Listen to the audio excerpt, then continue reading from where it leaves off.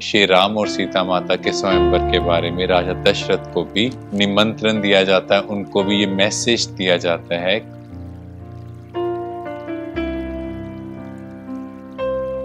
तो श्री राम और उनके भाई जब अयोध्या में अपनी धर्म पत्नियों के साथ जाते हैं तो बहुत ही हर्षोल्लास, अयोध्या का माहौल बहुत ही सुखमय, प्रजा भी बहुत खुश। तो उसके बाद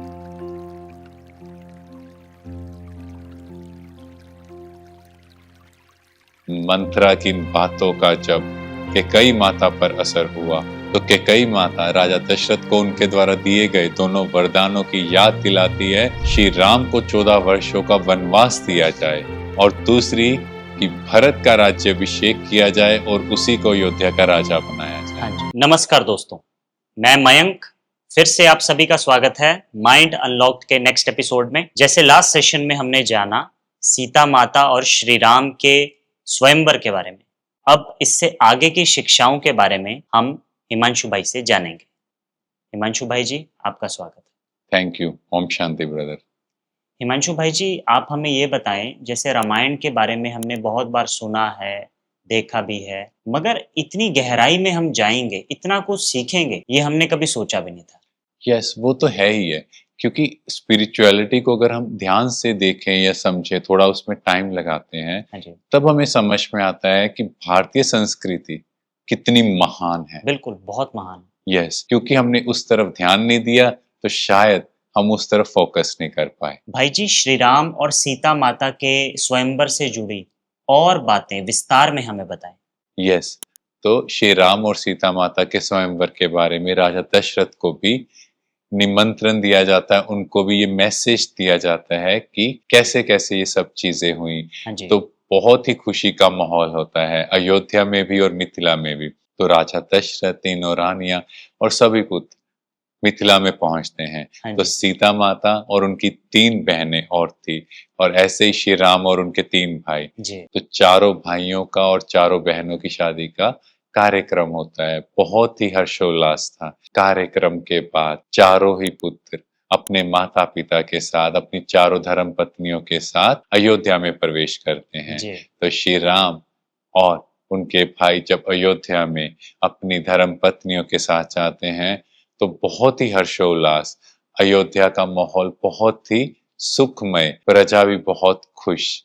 तो उसके बाद राजा दशरथ श्री राम के राज्याभिषेक की घोषणा करते हैं कि श्री राम को अयोध्या का नेक्स्ट राजा बनाया जाए हाँ जी, और सीता माता को रानी बनाया जाए। बट इसके बीच में मंथरा, जो कैकेयी माता के मन में व्यर्थ की बातें भरना स्टार्ट करती है, उनके मन में श्री राम के प्रति थोड़ा नेगेटिव भाव क्रिएट करती है। पर कैकेयी माता का श्री राम के साथ बहुत प्रेम था और वो इन बातों को इग्नोर करती है।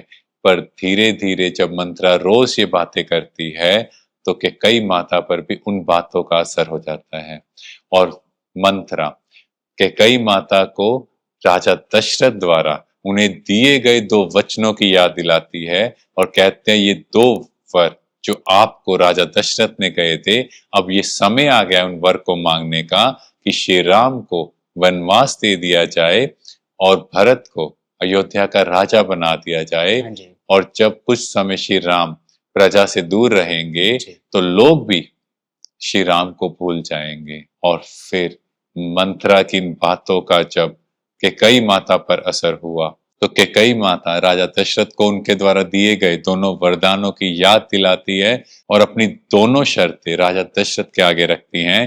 पहली शर्त कि श्री राम को 14 वर्षों का वनवास दिया जाए और दूसरी कि भरत का राज्याभिषेक किया जाए और उसी को अयोध्या का राजा बनाया जाए। हाँ जी, तो राजा दशरथ की स्थिति बहुत दयनीय हो जाती है, क्योंकि एक गायन है कि रघुकुल रीत सदा चली आई, प्राण जाए पर वचन न जाए। अब राजा दशरथ ने क्योंकि कैकेयी माता को ये प्रॉमिस दिया था और ये वर दिए थे, अब वो अपने वचनों से कैसे पीछे हट सकते हैं। हाँ जी, बट यहाँ से एक बहुत ब्यूटीफुल मैसेज, ये मंथरा कौन है? जो व्यर्थ का मनन चिंतन करते हैं, आज के समय पर हम देखें, हमने अपनी सराउंडिंग्स को किन लोगों के साथ रखा है। ऐसे बहुत सारे मनुष्य हैं जो Yes. व्यर्थ का चिंतन। बिल्कुल, और हम लोग बोलते भी हैं कि नहीं, मेरे पे उन बातों का असर नहीं होता, वो कुछ भी कहता रहे, मुझे कोई फर्क नहीं पड़ता।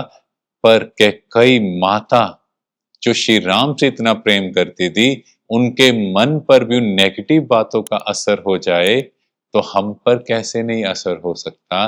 तो इसीलिए हमें अपने संग का बहुत ध्यान रखना है। हमें ये ध्यान रखना है कि अगर ऐसे नेगेटिव लोग हमारे आसपास होंगे, वो कहीं ना कहीं हमारे मन को बदल देंगे, हम भी कहीं गलत डिसीजन की ओर ना जाएं। इसीलिए अपने संग का हमें बहुत ध्यान रखना है। संघ का विशेष ध्यान रखना। यस।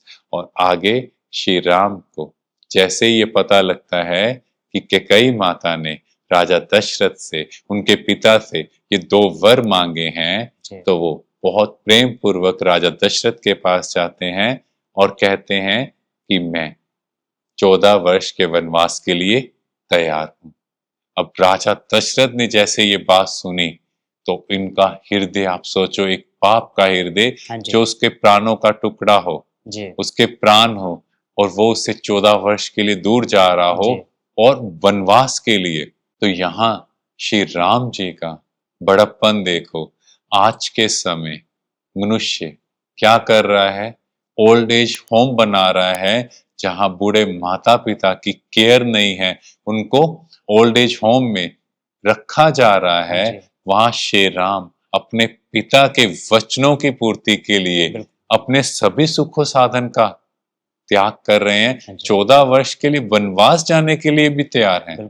तो सोचो क्या पॉजिटिव माइंडसेट था, क्या महान श्री राम रहे हैं, जो एक बार भी नहीं सोचा कि मैं जंगल में जाऊंगा, कहाँ मैं राजा बनने वाला था। नहीं, कितना महान व्यक्तित्व। यस, कितना महान त्याग उन्होंने दिखाया। ऐसे श्री राम जी के महान व्यक्तित्व को हम बार बार नमन। ये तो बहुत ही ब्यूटीफुल मैसेज है कि एक आदर्श बेटा कैसा होना चाहिए। श्री राम जी से सीखना चाहिए। बहुत ही अलग खुशी का अनुभव हो रहा है, मगर क्या करें, समय का अभाव है। तो नेक्स्ट एपिसोड में बाकी की चर्चा करेंगे। बिल्कुल। शुक्रिया हिमांशु भाई। Thank you brother. दर्शकों, श्री राम कितने महान व्यक्तित्व के मालिक थे। ऐसे महान बेटे को हम नमन करते हैं। ऐसा महान आदर्श बेटा हर घर में होना चाहिए। ऐसा आदर्श बेटा अगर हर घर में हो तो वृद्धाश्रम की, ओल्ड एज होम की जरूरत ही ना पड़े। तो मिलते हैं नेक्स्ट एपिसोड।